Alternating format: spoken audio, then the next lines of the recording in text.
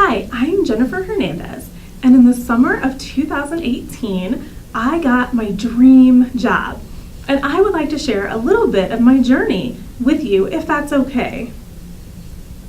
You see, when I was 19 years old and in college, I chose my degree in nutrition because it was food and it was science.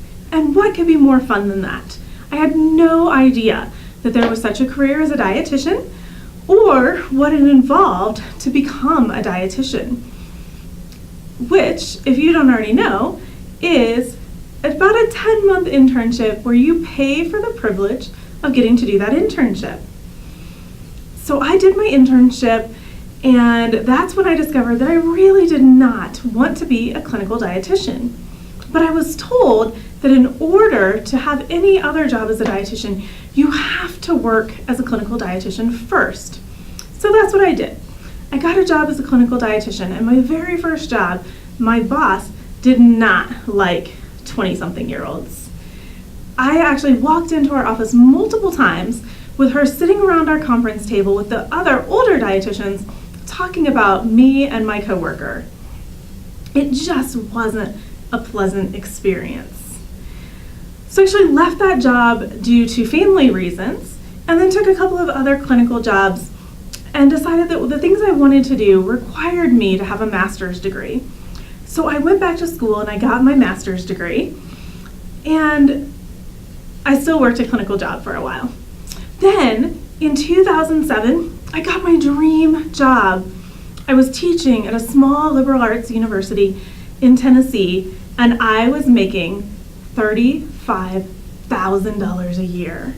I know, you can't even imagine, can you? So I was there for a year and a half, and at the end of the first year, they gave us commitment letters for the next year where they promised us all raises. Well, by the end of the summer, they told us that we didn't get our raises because there just wasn't the money. The school was actually behind on bills, they were behind on utilities, but they were still able to make payroll.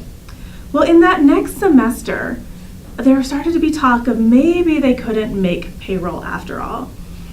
And I needed a paycheck, so I left that job, and I got a job starting up and running a childhood obesity program. So it was a novel program, and it was an amazing place to be, except my boss was a total micromanager.